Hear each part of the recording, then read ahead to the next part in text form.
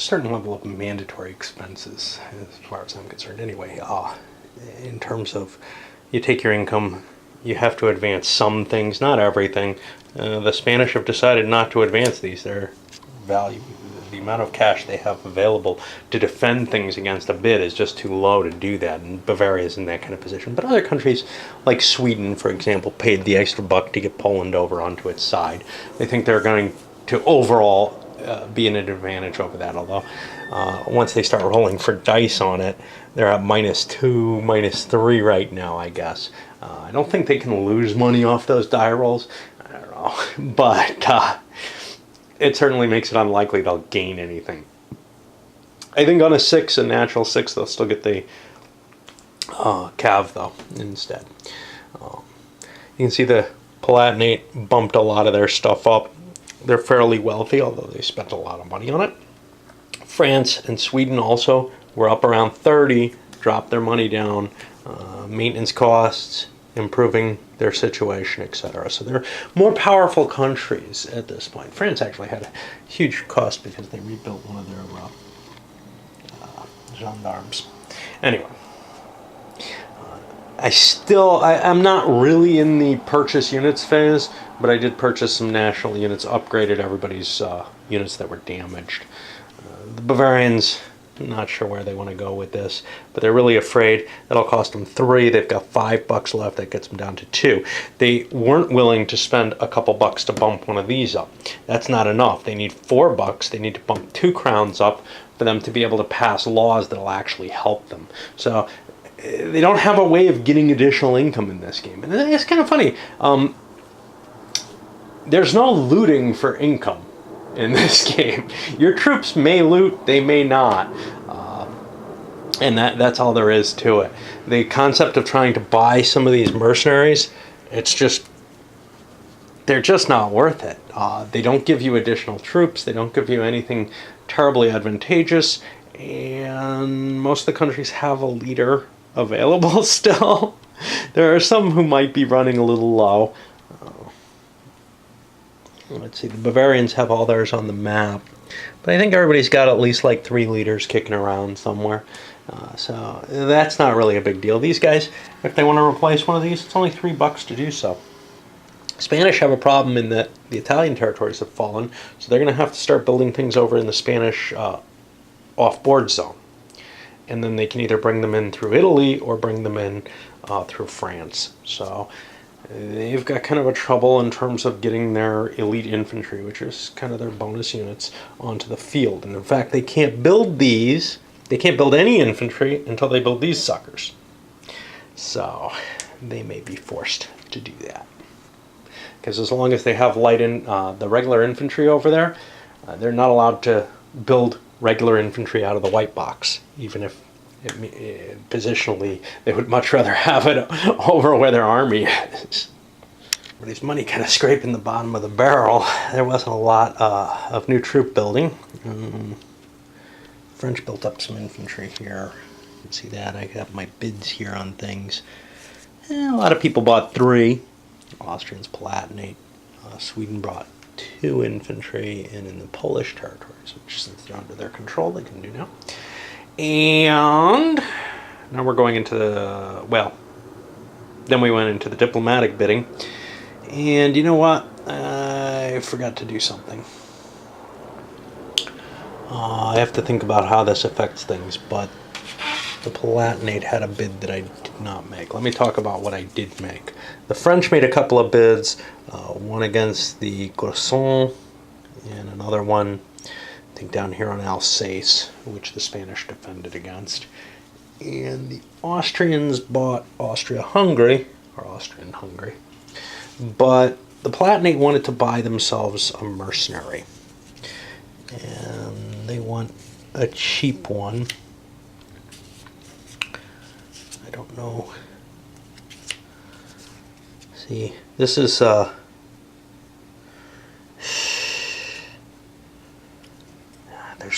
problem is there's no card for the backside of these leaders. So this is the Mansfeld one, but he's now just a normal mercenary. So I should have him upside down or something. He doesn't produce that income or anything. And I'll go for him. The reason I want one is I need another leader up here. I have force over here under a leader, and then my forces over here have leaders and down here, but I really don't have a leader for up here, and I want that for one of two things. Either I'm going to try to make an alliance with France, or I'm going to be probably needing to leave this force in place to defend against France while I try to expand southward. Either way, if I have the alliance with France, I can move more quickly against the Bavarians. I still have to allocate a big force against the Swedes, and then I got this problem down here in Styria where I don't really have enough force to handle what the Austrians built, but that's life. So the question is, does anyone else want the mercenary I just put a buck on when there's another mercenary available, von Arnim, who's just as good? And I think the answer there is no. So we'll get the replacement mercenary, who will be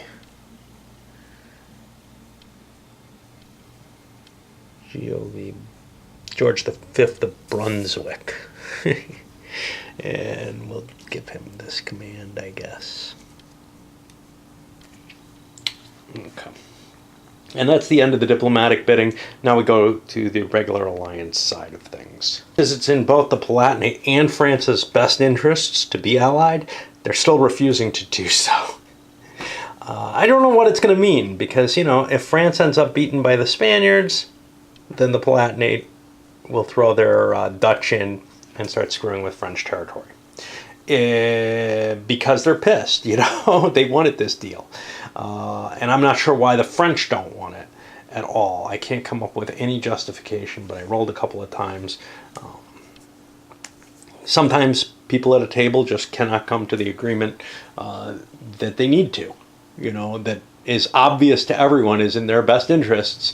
You know, it's not like anyone else is letting France in this alliance, and this alliance sees no reason to split apart either. It's not suffering any sort of real fissures in it. The only possible one is the Swedes might grow unhappy if Bavaria is able to pass the restitution. But, you know, they feel like they want to get themselves in a more powerful position, and right now they don't think Bavaria is going to be in a strong position anyway. So we opened up the actions with the Bavarians, who are pretty much the weakest of all. Unable to make the deal with France, they had to keep an army in place up here, but, you know, it doesn't even do anything, because if France wants to wipe them out, they can. I really don't know, you know, what the situation there is. Maybe France is hoping the Spanish wipe themselves out and they can gain a lot of Bavarian territory. But they could gain a lot of Spanish territory if that's the case. And the Bavarians push into Hesse Castle. For the Palatinate, these are the big boys. They kept an army in place here. I'm sorry, the Bavarians had no chance of getting the French on their side. The Palatinate kept their army here, so they're less worried. They could have moved against the electorate there.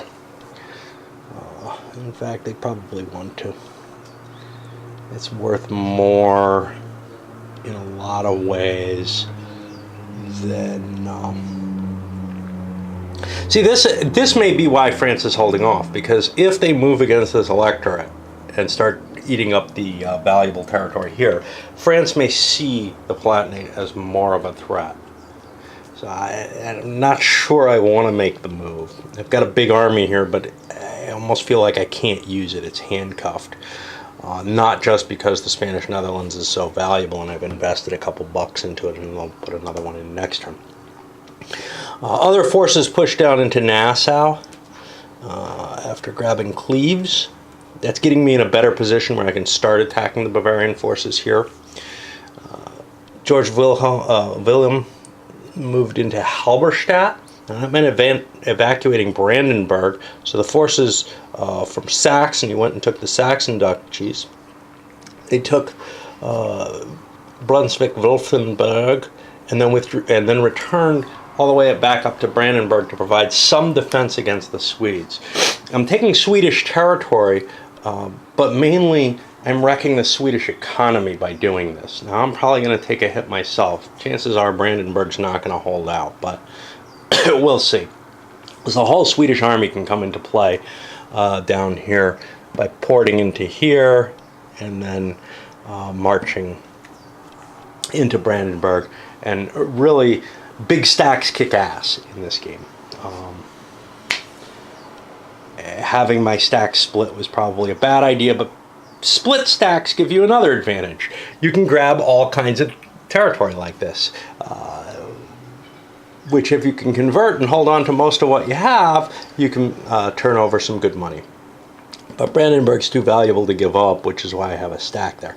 This other force down here wandered up and took Austrian-Hungary. Problem with that is Transylvania's in Austria's control, so I couldn't just abandon it.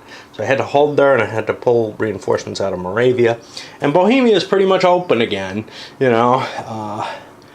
So if the Austrians don't want to force a showdown, they can grab more valuable territory from me, which, without much effort, that's probably the direction they'll go in, being dicky sorts of their own. The reason Transylvania is important is if this is ungarrisoned, which to me means including like just influenced. Like if you have it influenced, it doesn't feel like it should require a garrison. It falls to the Transylvanians, or at least that's how I've done it because I screwed up early on. Probably interpreting the rules at this point, I would say, you know, no matter what, if you don't leave a troop in Austria-Hungary, you lose it to the Transylvanians. But yeah, I'm not sure which way to go now. Okay, so the Austrians swing up, take Lower Bohemia and Moravia. Lower Bohemia doesn't help them too much. It penalizes. They Palatinate a little bit. Moravia does strip a territory away, though. And it puts them in a position, they weren't in a good position to launch an attack right away against this space. So they actually swung in this direction, the opposite of what I spoke. The Spaniards, well, they attacked Champagne to kill the gendarme that was sitting there. They succeeded without taking losses. So rather than sit around, they marched into Luxembourg. And we got ourselves another big battle set up. This one's got slightly different terrain. It's got a river running through it with two bridges. You can only cross at the bridges. Obviously, artillery can fire across the river, though, so that's some advantage for the French over there. The French forced the Spaniards to set up first. We also have a town which Cav can't enter or attack, and there's a defensive bonus as there is in the forests. Overall, this looks like a pretty good position for the French, actually. Just the way the battlefield lined up. The Spanish set up their heavy infantry to try to push forward, but I'm not sure I'm even going to chance it. It looks like I'm facing two gendarmes here. I've got one of my own, and otherwise, you know, if I hang back, I get bombarded. If I try to push forward, I'm facing better units. It just does not look like a situation I can successfully fight. Indeed, on the first action, the Spaniards pull back. The French come charging forward. I still don't see much advantage trying to attack these gendarmes here. I took an explosive attack here. I feel like these guys who left the map, they're gone. So I'm never going to have good odds here. However, I might be able to wipe out a couple of cool units, which would be... I still have the mass of my army in place. Is it worth it? Because, I get 2-to-1 attacks on these guys. Much higher chance of hitting something than they get on me. My weird battery charging swapping doesn't seem to have worked.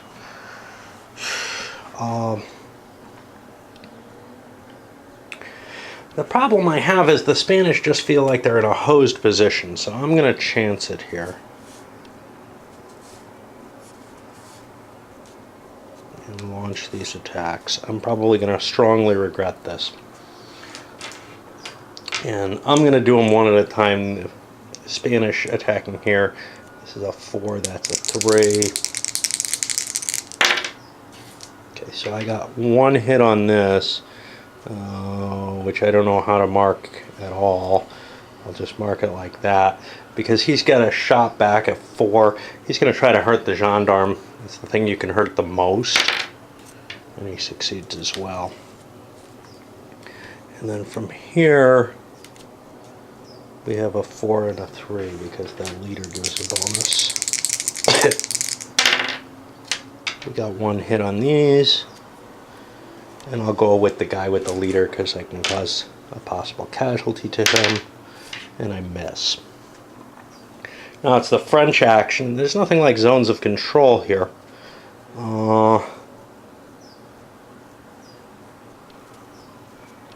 Pump this gendarme over here, this one here.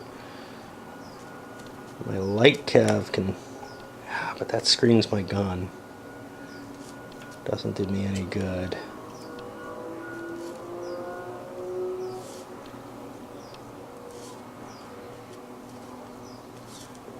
Okay. We'll go with this. Alright, and... actually... these are writers, not light cav, so they're not as badly hurt as I thought. And that makes a lot more sense for them to convert from the gendarmes to the writers. So, I guess I can get 2 hits against this, and that's kind of cool. So that's what I'm going to do. I end up with a 2 and a 1 on my dice, which probably won't get 2 hits, and it doesn't. And that means the Spanish get to shoot back. I'll knock out the leader because he's the most valuable. And that's successful. And we flip him over. And Turin becomes available. And the other attack over here, well, I've got to declare my attacks at once. So I'm going to do the bombardment and the Rider at the same time. That's 2 hits. That's going to wipe that out. It shoots back at the Rider and kills it as well.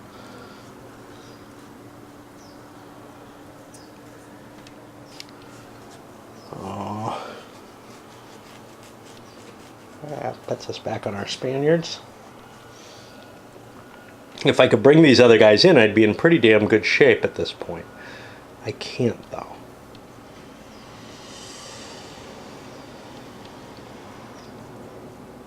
However, I am in okay shape. I kind of want to keep this guy here, or somebody here, to defend against a crossing from the river here. I don't want to lose my supply wagon. So I'll keep this position. And I have a 2 and a 3.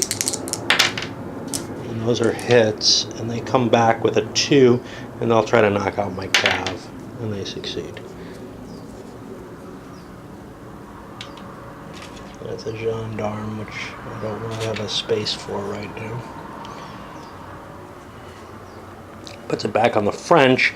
The French question is, hey, I could just sit here and bombard shit and not risk my units. Otherwise, I could launch the advantage of an attack against this one. I'm going to just do the bombard. I think that makes the most sense, I think. I don't know.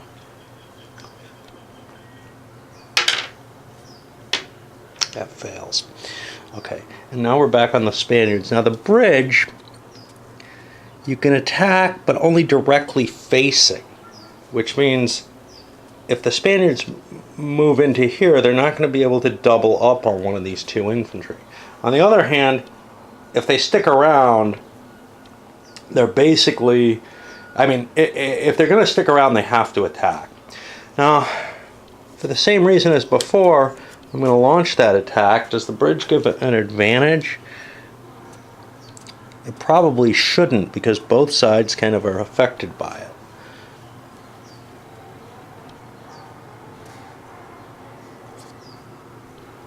Yeah, what did the stream do? Yeah, you can't attack across it. Oh, wait, no. Oh, this is a river, not a stream. Yeah, so that has no, there's no way to cross it. So my attacks, the first one is at 3, the second one is at 4. So I've hit both these French units, they get to counterattack, both at 2s. And so one Spaniard was killed. And you can see the effect of quality of troops here. And the French are beginning to look like they're in trouble. I've got to do some kind of battery swap or something. The problem is I was expecting a fully charged battery and ended up with one that hadn't charged at all. This thing usually works pretty well for charging. I can't use it as a camera, but anyway. And I'd have to revert to this if I use the new camera too, because I can't use it on a power cord.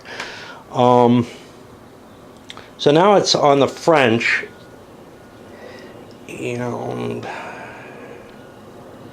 feel like my odds of winning this battle are very, very low at this point. I'm sitting here in Luxembourg. I could withdraw to the town. I have a lot of advantages being in the town, but I kind of think I'd rather give up Luxembourg, because it's not like I have a whole hell of a lot to risk here. Alright. So we'll pull back here. Leave the cav here. Do we want to pull back or do we want to take a swing? We're at even. Things could get a lot better. I can trace a shot this way. So I've got 2 shots at 2 coming across. I hit him. He gets a counterfire. He misses. And there goes another Spaniard. We're back on the Spanish side. He's got 1 good unit. He's crossing. And he's just going to attack the artillery. And he should have a 4. He's got commander there. That kills the artillery. The artillery does get to shoot back, however. It's gone. Oh. We're going to begin the withdrawal process here. So we attack with a 2 and a 1. We get 1 hit. They get to shoot back with a 4, going at the leader. Oh, by the way, that hit means I have to make a die roll for casualty check. That's a no. The Austrians get first fire. I'll do a 3 at the leader. That's successful. That's just a kill. And we've opened up the Prince of Condé. He gets that counterattack at a 1. Now the French could pull back and try to save 1 unit, or go for odds. And here it's kind of a, yeah, I'm going to pull back, because if I can pull into Luxembourg itself, I might save the location. Which means the Spaniards get to go again. In we go. We need a 3. And the defense is a 2. The French pull back once more. Fall back to Luxembourg. And now the Spaniards have to decide what the hell they're doing about that. Is it a siege? Well, yeah, I heavily outnumber them. I'm going to probably assault it. That does not use the map, because we're no longer big. You actually, I think, can do siege assaults on the map too. There's 1 French infantry in there. The 1 French infantry gets first fire. The artillery would have gotten first fire above and beyond the first fire, an extra fire. That's a miss. Let's see. We have 2 3s and a 2 attacking. And we've succeeded in taking Luxembourg. Okay, and we have, let's see, the Swedes made massive, massive gains. Sweeping through Brandenburg, Saxony, the Saxon Duchy up into Magdeburg. 2 different armies swing through. They also took Pomerania, landing here in Stralsund and attacking from there. So they've turned things around, grabbed 2 crowns from the Palatinate's forces, and the Palatinate no longer looks like a really potent power any longer. Their armies have been pretty much trashed by the Swedes, and we may see a big realignment happening at this point, where it's no longer obligatory for everyone to be kind of working against them. Sweden's already kind of sounding out the Bavarians about, hey, look, you get to keep being Holy Roman Emperor. Can you remove the ban? I'll have enough votes once I boost these up into the influence zone, and then we can work together and maybe pass something else, like permanently moving, I guess it's the Bohemian crown rather than the Palatinate crown. I thought it was the Palatinate crown which gets moved historically. This is why I'm so confused about this, because the different electors, as it were. I thought it was the electorate, because the Austrians wanted Bohemia back, but they had no right to the Lower Palatinate or to any of the crowns there. They gave the territory, I think, to the Bavarians, and they gave the electoral title not to the Palatinate territory, but to the Duchy of Bavaria itself, making them the Elector of Bavaria. However, the way the cards are set up, the crown is printed, even if you were to say that they were set up to try to represent that kind of situation, even if they were printed correctly, even if they were set up for that, they'd be printed incorrectly, because Bohemia is the one without the electoral crown, which is kind of weird. So I don't know what to do about it. I like the idea of the moving of the crown, but it's not part of the rules. So maybe it's just a misprint, and they gave Bavaria instead of Bohemia, figuring if Bavaria can hold the Palatinate, they deserve, etc., they deserve whatever they get out of it. Let's see. And then the French got to go, and all they really had are their Swiss, and they marched up Franche-Comté, Alsace, Lorraine, boom, boom, boom, taking shit away from the Spanish.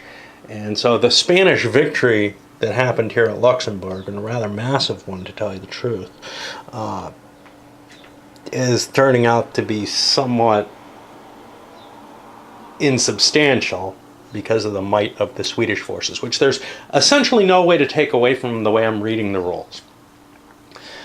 The reason, well, it depends. Right now they could be taken away. So the Swiss could be taken away from France next turn, because there are no Swiss forces in the Swiss Confederation. But as long as you left a unit back there under your control that you were paying maintenance for, you would be allowed to maintain control the way I play it. On the other hand, I needed troops to spread out as much as I did, but it may always behoove the controller of the Swiss to keep a unit back there, at least the way I interpret it. If you don't play the way I interpret it, if people can bid on the Swiss no matter what, or on whoever no matter what, well, that makes things like Brandenburg and Saxony almost impossible to hold on to. On the other hand, the mercenaries are almost impossible to hold on to too. You just have to keep this reserve of money so that nobody dares go after them. But of course, if they do go after them, they can drain your cash by forcing you to put a big bid on. They don't pay anything, and you end up hurting them significantly just to be able to keep their control. I'm not sure how I feel about the dynamic, and this is the biggest thing about the game. Positive, negative, whatever. This is the biggest innovative feature of the game. I don't know how much I like it, which is that you use cash to build up your forces, and you use it for bidding for units and for states. And if you're bidding for, you know, the states that have a lot of money, have a lot of forces, well, things become a little bit trickier there. They're harder to hold on to. And I'm not sure I'm playing that dynamic correctly. I'm not sure I've interpreted it right. But it would be more chaotic, I think, if I interpret it the other way.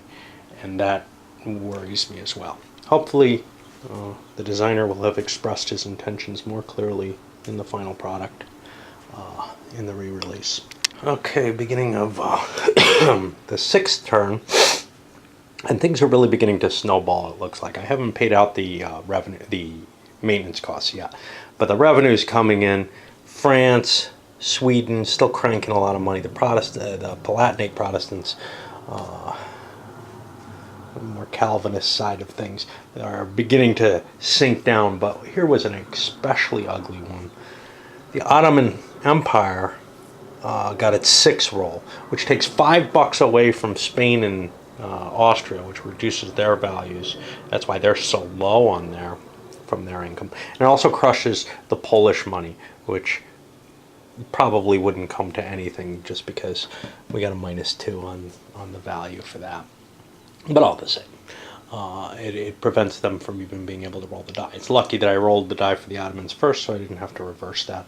And I guess we go to the pay expenses side of things.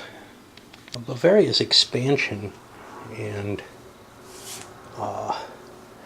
not building an army back allowed them to boost themselves up so that they now solidly control the imperial crown, which means they can start passing their own laws. They don't have to worry about trying to make some sort of alliance with Sweden about, hey, take that ban off of us. Sweden's in an interesting position. They've gained a lot of ground, but as you can see,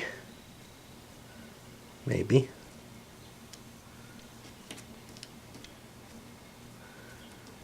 okay, I think I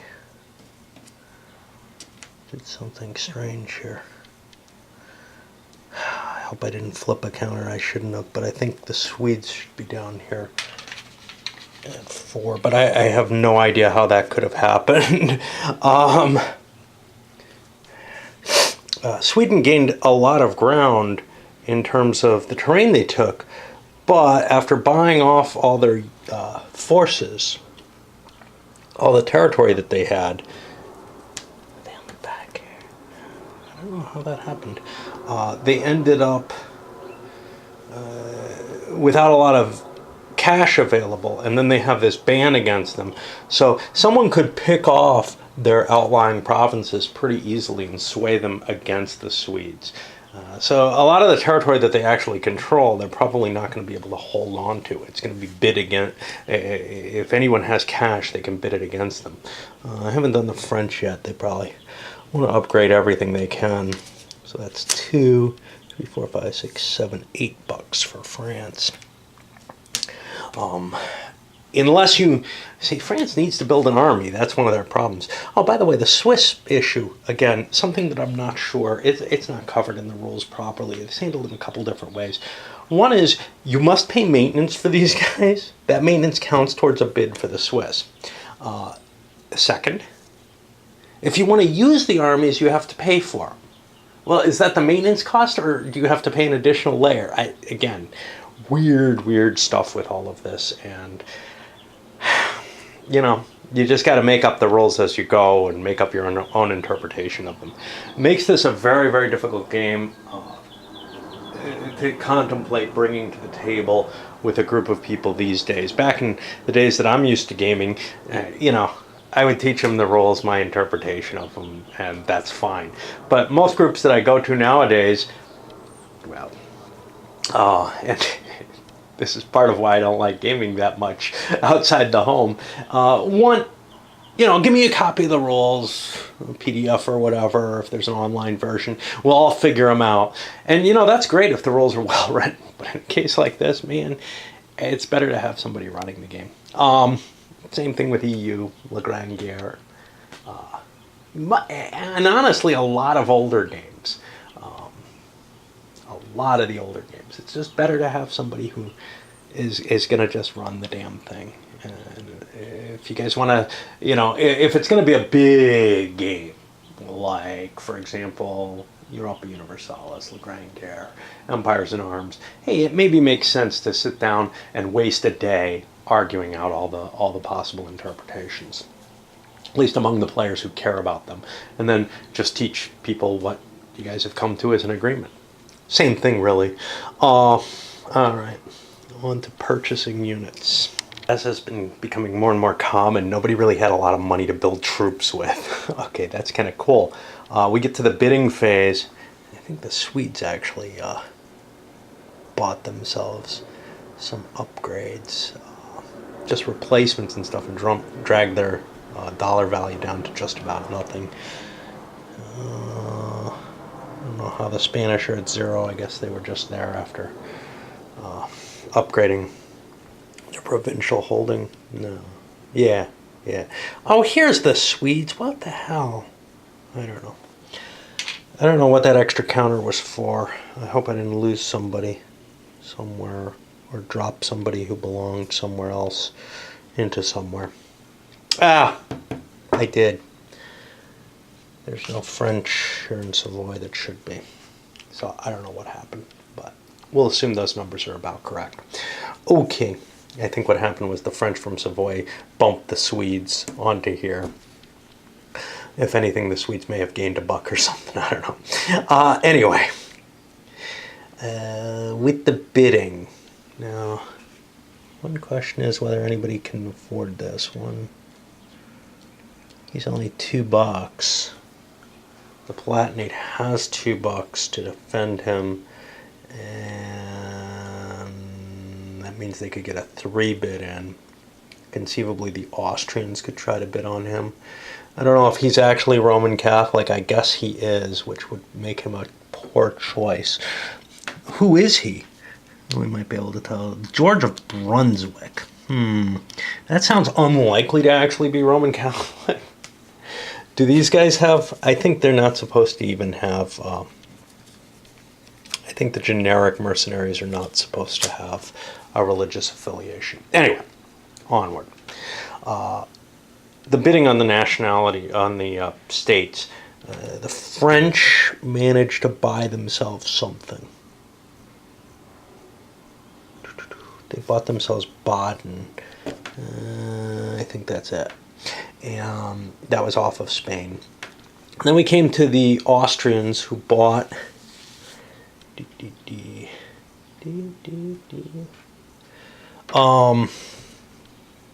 who bought Styria back.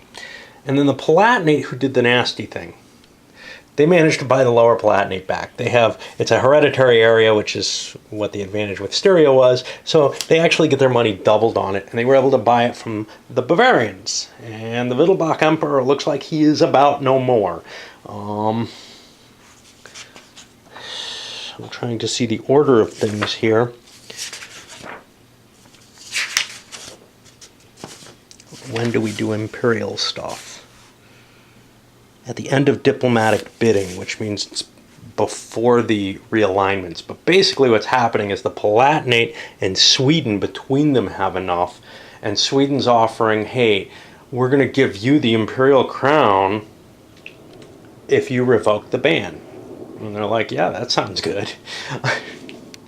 And indeed, the election went as promised. We've got the empire here. We've got Sweden's ban revoked. And then we go to the alliances. And the Palatinate and Sweden form their little alliance that breaks this alliance. But because this one's still kind of, wow, those are a really dangerous combination. And we're all the Catholic powers, right? Well, France says, you know what, I want to be in opposition to that. I'll join with you guys. And so now the Protestant Union includes the French. And it's kind of an interesting matchup because we've got a lot of power in Sweden, the Palatinate, and France is the stronger of the France-Spain alliance. So I think we're going to see Catholicism strongly waning at this point. Things open up with the Swedish army gathering in Saxony, or the Duchy, swinging into Wurzburg, overrunning that easily, and then marching into Hesse Castle, which should have been an overwhelming victory against the Bavarians, but some of the Bavarians escaped after one round, and there's no light cab anywhere, so screw that, man. Then the Austrians went and managed to destroy a couple of the Calvinist leaders here. Grabbed Austria-Hungary, easy enough to do because they have Transylvania as well. So Austria is beginning to look like a more and more potent of the Catholic leagued powers, but it doesn't have an army. That's the problem. It really doesn't have one deployed at all. So a lot of the territories in here could end up falling. They've managed to move a lot of stuff over to the controlled state, though. So they should have a decent amount of cash. I don't know why they're as poor as they were. They had to build up their army again, but I don't think they had a hell of a lot of money. Anyway, we'll see what the rest come forward with. As it stands, the rest of the Catholics aren't very impressive either. The Bavarians, a couple of small stacks. The Spaniards, one good-sized stack, but that's it. And they're facing the Palatinate, which has forces spread about. Just really one moderate-sized stack and no leadership, really. I think I've got the one, the mercenary here, George of Brunswick. Much more impressive. I mean, the Swedes are the impressive force, and then the French, who have gathered up some. Ooh, I still have the Netherlanders. As I grow more accustomed to the pace and nature of the game, even though I'm still kind of being lethargic about playing, I'm a lot happier, or I'm happy about the style of play. This build up forces, do diplomacy, diplomatic actions on the money, spending money to roll against things and everything. With the field battles, although they're important and the armies are important, they really aren't the crux of the game. I'd say it's about 50-50 or so at best. Maybe it's more like 70% other stuff and 30% military. Especially if you include the diplomacy action here, although there's not a lot of structure to that. That's just, hey, you want this. But I'm really enjoying that aspect of it. It reminds me of things like, so certainly not Empires in Arms, but Europa Universalis has that same kind of, the military is a minor part of the game. It's less so there. Same with, trying to find it. Good old Pax Britannica out there, which I really enjoy this style of game. So I think I could grow quite fond of this if I nail down the rules, or if I'm clever enough to actually buy into the Kickstarter. I doubt I will, though. I've got so many games, and this is probably close. Would just take a little tinkering. Excitement continues. The Bavarians consolidated their forces here in the Lower Palatinate. Part of them came in and managed to lay a siege. The other part slipped through Mainz. Basically, this was something dividing what remains of the Bavarian territory. There really isn't much. From there, the Spaniards marched through Franche-Comté, turned it neutral, leaving it, and went and took Savoy. You can see there aren't any Spaniards there. We'll get to that in a moment. Now, the Calvinists did all kinds of exciting stuff with Prince Henry. I don't know if he's a prince. Frederick Henry? There's an F on there. Name's not familiar. I thought there was a Henry and a Maurice. Maurice we've seen already. Went and grabbed Luxembourg, which was supposed to be one of the French prizes, but it works out okay. And took... what is this, Cologne here, one of the electoral seats. He also, George, managed to capture Osnabrück up here, which connected almost all of the colonist forces. There is still a little amount here. They could have transitioned some forces through the Swedish territory, but they want to leave a garrison there, see if they can build up an army in Bohemia, because it is one of their home areas. This is their only Bohemian unit, but they can build regular units there because they still have control over it. So that will be one of their foci, as it were. And then George doubled back and took Mainz here. So now he actually has quite a few of the electoral seats. It looks to me like 1, 2, 3, and a fourth one for Bohemia. As well as the imperial power, which means he doesn't even really need the Swedes at this point. There's a question of whether these alliances are going to stay together, because he looks quite scary powerful, but doesn't have a lot of military, so the Swedes could well turn against him. Sometimes the alliances feel a little too fluid in this. Granted, these aren't one-year turns, I don't believe. Let's see, 1619, and I think it's going to run you to the end. So that's, well, yeah, it says the year is 1619. Yeah, and it seems like it does start there because you've got the Bohemian Revolt going on, which got crushed pretty early. So, yeah, this is supposed to be the whole 30 Years' War. So they're at least, I think, 2-year turns, maybe longer. It's hard to tell. Somewhat abstracted. But what was my thinking here? I don't remember. Yeah, that's about it for them. The French then struck down Grave-Franche-Comté and Savoy, driving the Spaniards into the off-board zone. And there's almost nothing left, just Spinola there. And nothing else. So, is that Parma? Can't remember. Anyway, that puts us at the end of turn 6. And ready to start another one and see how much more shakes up. And we do have to start worrying about game end coming soon. This guy does not have 30, does he? 1, 2, 3, 4, 5, 6, 7, 8, 9,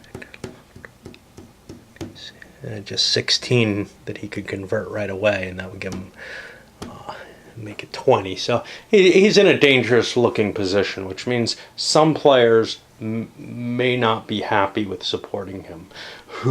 Well, it depends. You might get a game of chicken going between France and Sweden, and neither one backs down, and they leave the Palatinate to reap the rewards of what they've got going right now. On the other hand, the Swedes certainly have a hell of an army and are in a good position to just start wiping them out. When I said it's a little too fluid, what I mean is, even though, say, the Danes and the Swedes weren't particularly willing to work together, they also weren't particularly willing to fight each other. They both supported the Protestant cause fairly strongly. You did have the French acting in an anti-Catholic manner, but the other alliances largely broke up along sectarian lines here, and only France really seemed to play around with things. And the question there, of course, was the rule of limiting Habsburgs, not just Spain for that matter, also the Austrian side of it, which would mean that you had some support for, say, the Bavarians over the Habsburgs to try to keep the Bavarians in power, and then when the Bavarians started to falter, the French actually came in on the Protestant side. You don't see that kind of dynamism in this game. It's really just kind of a, hey, who's doing well, let's knock them down, which doesn't quite capture the essence of the conflict, in my opinion. Here in turn 7, no random event. Everybody pretty much, after taking their income, paying their expenses, and shifting cards, everybody shifted everything they could, I believe. And And that hasn't always proved to be the best of moves. So, for example, the Palatinate might not have really needed to shift Onosbrug or Osnabrück here for $2 into the influence pile. But on the other hand, not doing so means that this unit or something like it has to garrison there, or else I give it up. And that is kind of an important space in joining my territory, especially if I can't trust where the Swedes are going to be here. If I knew the Swedes were going to remain allied to me, yeah, maybe I could give that up. But as it stands, the Swedes sort of sit in the midst of my territory. See, the Saxons and Brandenburg are coming back into play, this time on Sweden's side, and some Polish light cav also came into play on Sweden's side here. Nothing else too impressive. This is our money situation. The French have hordes of money. The Austrians, with no army, have a reasonable amount. But when you start taking into account, that's what's happened to people's income before, is shifting cards over. But if you don't do it, you're not really gaining anything from your conquests. In fact, you're just spreading your army out. So you kind of do have to score things. Now, in this case, the Austrians haven't actually gained much. So I don't remember what they moved Hungary over, and they had a couple of influences they moved into play. The Palatinate up around 30 before, but with all expenses and all their massive expansion that they've done, they're down to 8, which the Swedes, again, massive shifting of forces, plus a huge upkeep for this stack. So yeah, they're down to $3, which means they may well have things poached from them if they're not careful.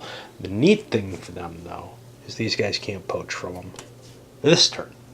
Once the alliance is broken, next turn, sure, but next turn's not that big a deal, and it's not here yet. And these guys are less likely to be interested in grabbing things the Swedes hold right now. So that's kind of cool for them.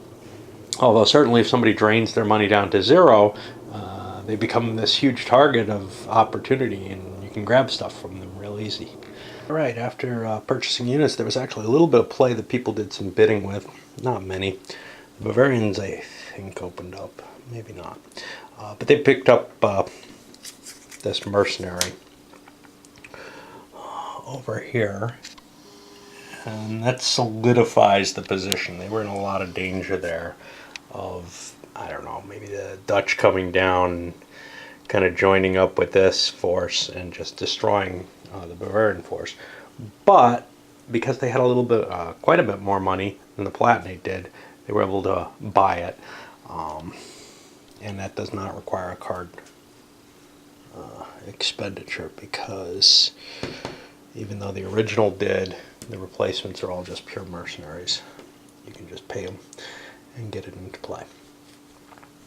Our next, the French ended up picking up, I think, Strasbourg here. And the Austrians basically said, yeah, fine, whatever, I can't defend that shit.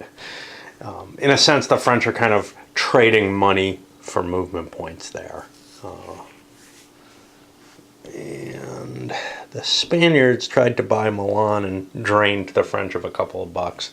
But they really don't have enough to keep bidding on things. There isn't that much more left to bid on. You can notice the Spanish didn't build any troops. I kind of wish they would let their navy rot.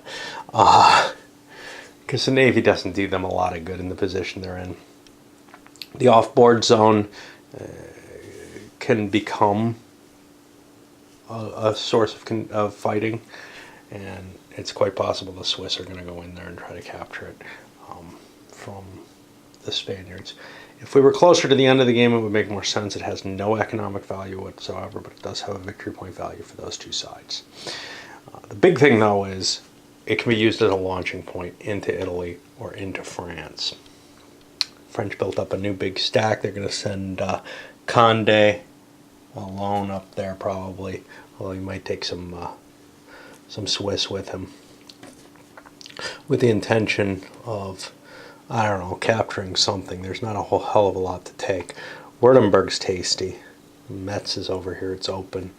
Trier, if it's open, would definitely be interesting.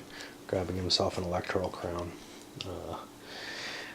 Otherwise, though, we're on the interesting stuff. The Holy Roman Empire and the alliances.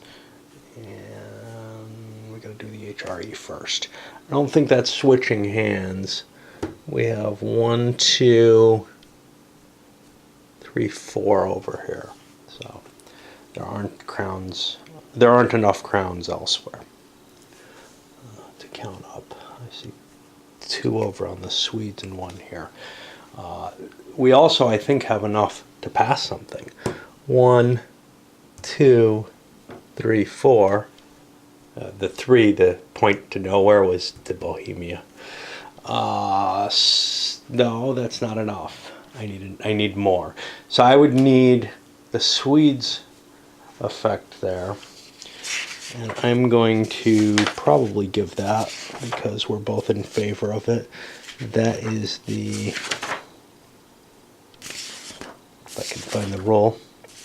It's hidden beyond the optional rules, which aren't, if I recall correctly, right after the naval, or right after the combat. Yeah, they're right after the siege rules, which is the extent of the combat rules. So I'm going to do the Edict of Reversal, destroying church control over the land. If passed, all Protestant bids for Protestant states will be doubled in value. That's pretty cool. So we'll go with that. The 2 major Protestant players don't want to go at it against each other. They still feel they both have a shot. The Palatinate has more power in terms of victory points, probably. But the Swedes have a bit, the opposite there. The Swedes have more power in terms of military capability, although the Palatinate has a decent amount. The Palatinate has more victory points right now. But boosting the Palatinate further makes them a bigger bunny, so the Swedes will probably be able to get away kind of unscathed if they go another turn. And the Palatinate's cool with it, because if Sweden wants to go against them, they're in a lot of trouble. Given that alignment, the French are kind of like, well, we're pretty happy we've got the Spaniards bottled up, and yeah, the last thing in the world we want to do is break things up. We probably want to go up against the Palatinate at some point, but there is stuff to advance in, and we don't have a huge army right now.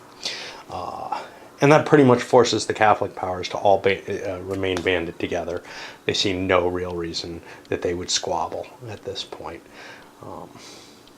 So we got them in the cup, and I go to bed. Okay, so let's see. We opened up with the French, who sent a force into Trier and grabbed it, and giving them an electoral crown now. And then sent the Swiss force, once again abandoning the Confederacy, but nobody has the kind of money for it, especially when France has already thrown in money towards maintaining the forces. The way Switzerland works. Marched in, and they killed Smidola. The Spanish fleet withdrew back. Oh, the French also went and took Venice, which is a big deal. That was 5 units defending Venice, but it's a nice, expensive province. The Spanish fleet went back to the off-board zone.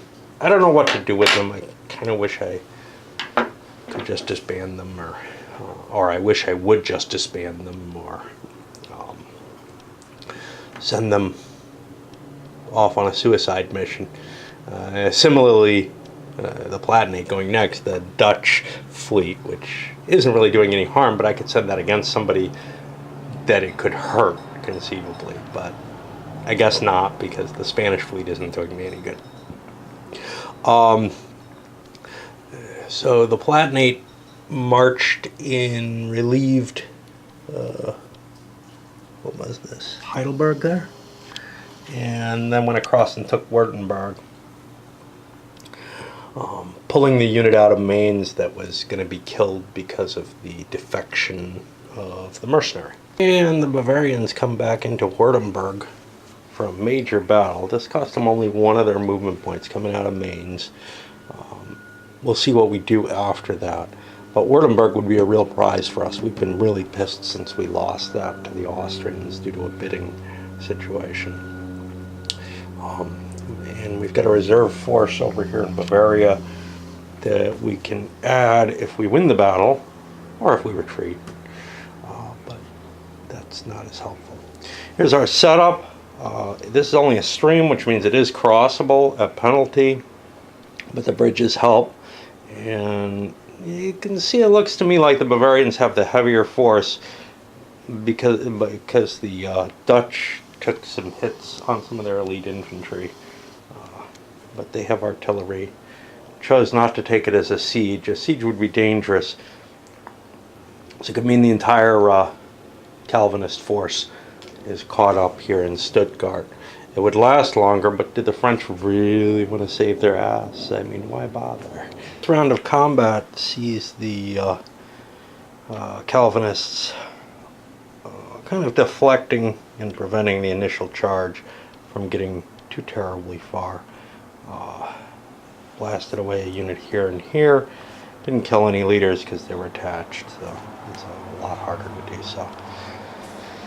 End of second round, the artillery's been taken out, but so was the good, there was a gendarme unit that got shot up on its way in.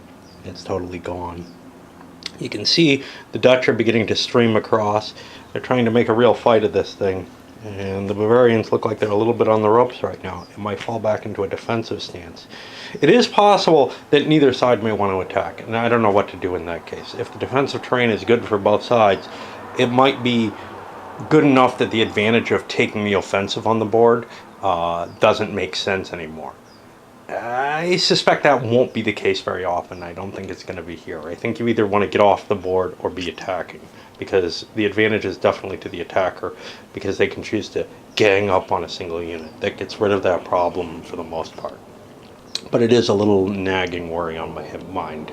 Really one of the risks of battle board type situations. I think this game has taken, and reasonably historically accurate, efforts to prevent that from taking place, because the attacker did have a certain advantage, although there were situations where two forces would sit down across from each other and not act, and that's problematic. I've seen that in certain minis campaigns that I play, and as well as in things like the Fed and Emp SFB shift. A game like Titan handles that with artificial means. This one has semi-artificial means. I don't think that every situation makes sense. Two armies would camp across a river like that and not necessarily fight. I think in that case, one side or the other decides they don't want to conduct the fight. At the very worst, the attacker should have the requirement of, well, if neither side's moving, either get out or start fighting, you know? And here the Calvinists decided to basically risk their wagon in exchange for killing some more units. Now they're down to a very, very small force. And they can't recover it all. They can't build back all of the UP forces without spending their own cash on them. At this point already, they can only recover 2 units. So they may want to try to get out of there, but it also may be too late. It looks like there's a good chance they could be completely eliminated here.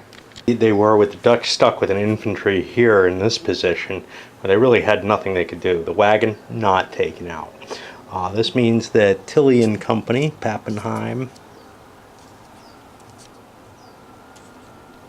and even George there was a final attack on him. This is what the guy here decided to do, was launch an attack, try to wipe out another leader.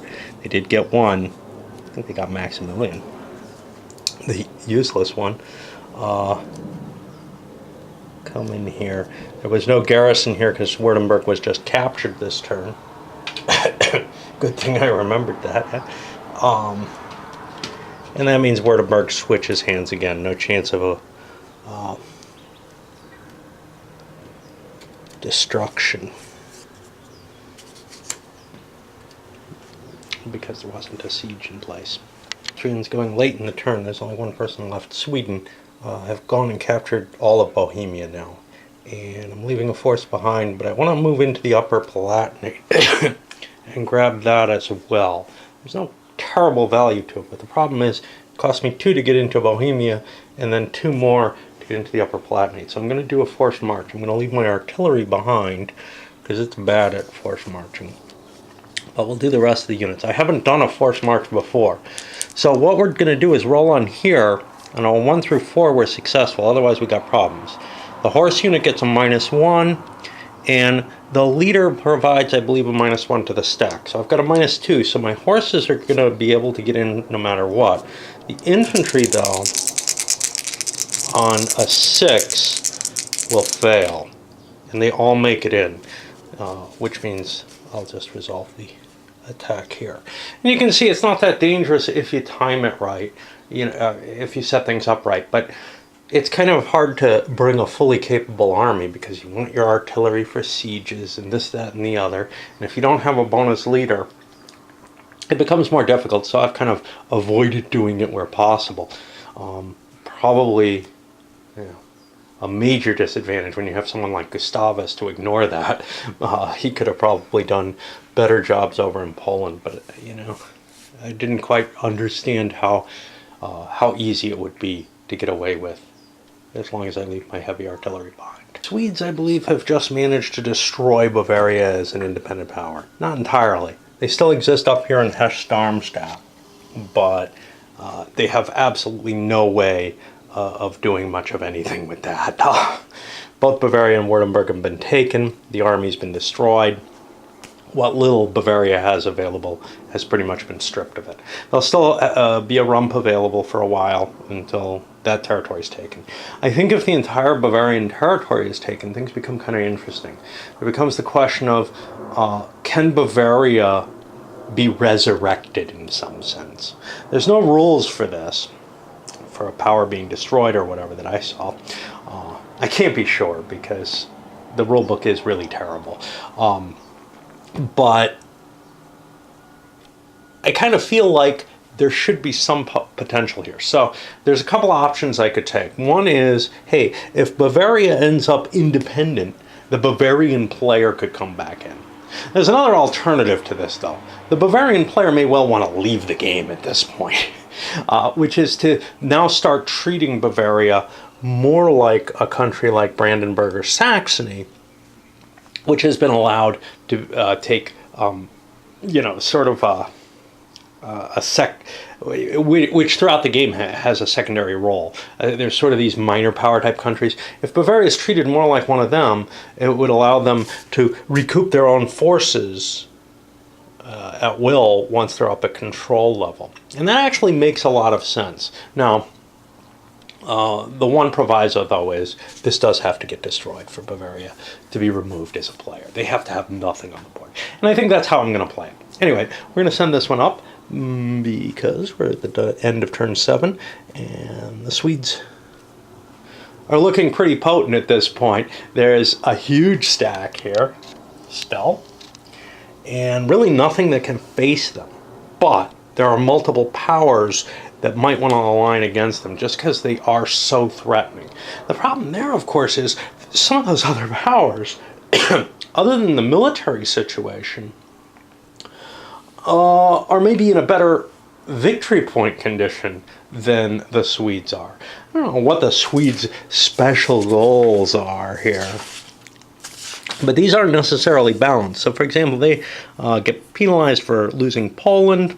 They want to have actual control one way or another of, or access to the Baltic coastal areas, and they want a Protestant emperor, and they have that right now.